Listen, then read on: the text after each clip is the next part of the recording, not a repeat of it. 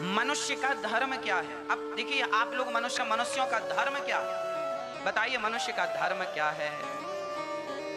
हमारा धर्म क्या है? एक सज्जन हमसे कहने लगे, महाराज जी कर्म बड़ा है कि धर्म बड़ा है? बताओ आप लोग बताओ, कर्म बड़ा है कि धर्म बड़ा है? भैया मैया जी, ओ मेरी माँ, आज बोलो आप बताओ, कर्म श्रेष्ठ होता है कि धर्म श्रेष्ठ होता है? हाँ आप बताओ, क्या कर्म बड़ा होता, धर्म बड़ा नहीं होता? चलो हम दोनों में अंतर भी बता देते हैं आज आपको।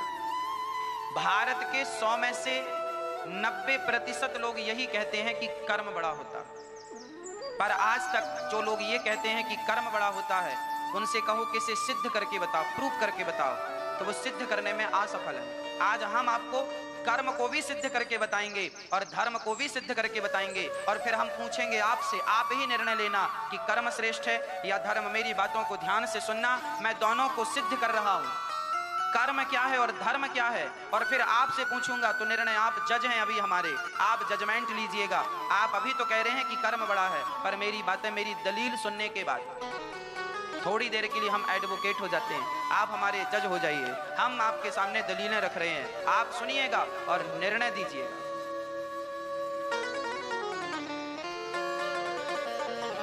कर्म क्या है और धर्म क्या है? पहले मैं कर्म की व्याख्या करता हूं। कर्म क्या है? इस दुनिया में हम जो भी कर रहे हैं सब कुछ कर्म है। मेरी आंखों की पलकें झपक रही हैं, ये क्या हो रहा है? कर्म हो रहा है। मेरा दिल धड़क रहा है, दिल क्या कर रहा है? अपना कर्म कर रहा है। मैं चल रहा हूं, कर्म हो रहा है। खा रहा हूं, कर्म हो। आप लोग बैठे कथा सुन रहे हैं, क्या कर रहे हैं? कर्म कर रहे हैं। शराबी शराब पी रहा है, क्या कर रहा है? वो अपना कर्म कर रहा है। गाड़ी चला रहा है, क्या कर रहा? वो अपना कर्म कर रहा है। दूध पी रहा है कोई, दूध पी रहा, क्या कर रहा? वो अपना कर्म कर रहा है। शराब पीना भी कर्म है, दूध पीना भी कर्म है, माँ बाप की आरती उतारना भी कर्म है। और कोई बेटा माँ बाप को गाली दे रहा है तो गाली देना क्या है? कर्म है। कर्म सब जो हो रहा है सृष्टि में सब कर्म ही है। तितली उड़ रही है, कर्म कर रही, उड़ रहा, एक उड़ना एक कर्म है। प्लेन उड़ रहा है, कर्म हो रहा है। सब कुछ कर्म है। तो जो हम कर रहे हैं, सवेरे से उठते तक सोते से जो भी हम कर रहे हैं कर्म हो रहा है। हम बोल रहे हैं ना, ये भी कर्म हो रहा। हमारी उंगली चल रही, देखो कर्म हो रहा है। अब चलते हैं धर्म की व्याख्या पर। देखो कर्म तो सब कुछ है ही, पर जो धर्म है ना, धर्म एक चलनी की तरह है। आटा चालने की चलनी होती है ना, आपके घर में भी यूज होती होगी। आटा चालने की माताएं आटा डालती हैं और चलनी से चालती हैं। अच्छा, चलनी से जब आटा चालती है ना, तो वो चलनी क्या करती है? आटे को 2 भागों में डिवाइड कर देती है। अच्छा नीचे गिरा देती है, बुरा अपने पास बचा के रखती है, जैसे चोकर बोलते हैं। फिर उसे हम लोग अलग डालते हैं, है ना। तो जो चलनी होती है ना, वो अच्छे और बुरे को अलग अलग कर देती है। हाँ या ना? समझ में, इतना समझ में आया? उसी तरह मेरी माँ और मेरे भाई, और भाई ध्यान से सुनो, जो धर्म होता है ना, वो चलनी की तरह है।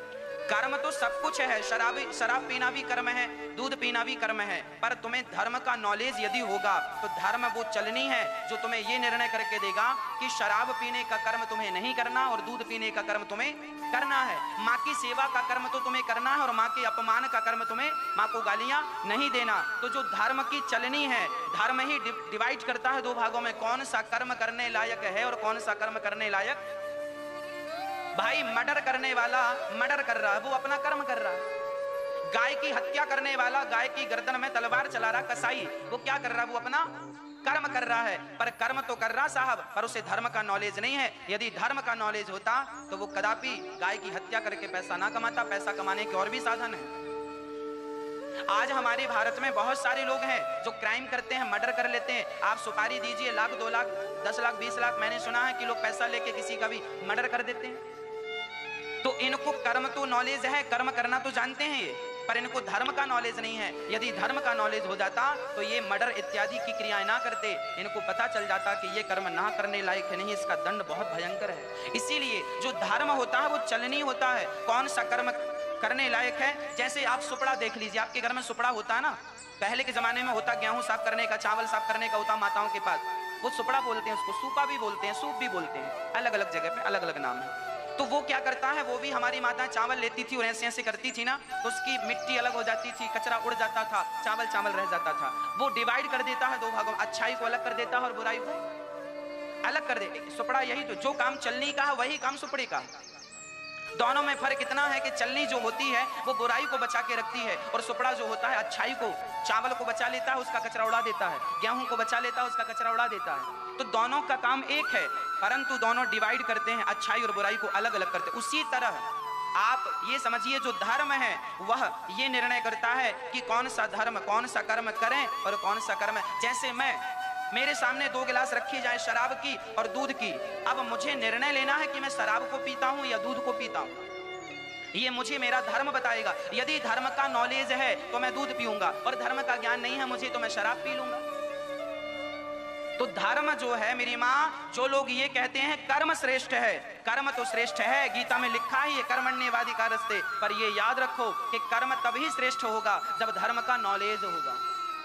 यदि तुम्हारे अंदर धर्म का कोई ज्ञान नहीं है, तुम धर्माचरण नहीं करते हो, तो बिना धर्म के तुम कर्म कौन सा करोगे? तुम तो गलत कर्म कर रहे हो। क्या जुआ खेलना सही कर्म है? धर्म का नॉलेज होगा तो जुआ का कर्म नहीं होगा, धर्म का नॉलेज होगा तो शराब का कर्म नहीं होगा। इसीलिए आप कर्म करने के पहले धर्म का पाठ जरा पढ़ लीजिए, धर्म का लेसन याद कर लीजिए, धर्म का सिद्धांत चरितार्थ कर लीजिए, फिर जाकर के कर्म कीजिए, तब आपको जीवन में सही दिशा होगी। भाई सिंपल है ना, सिद्धांत तो सिद्धांत है। अब देखिए हमारे घर में बिजली का पॉइंट है, बोर्ड लगा है, अब हम लोगों ने बल्ब जलाना है, तो सही तार सही जगह पे होगा। अब अर्थ में ही दोनों तार डाल दोगे तो कैसे जलेगा? और फेस में ही दोनों तार डाल दोगे तो एक अर्थ में होना चाहिए, एक फेस में, तब तो लाइट जलेगी। सिद्धांत तो यही कहता है। अब दोनों तार एक ही में आप डालो तो कैसे संभव है?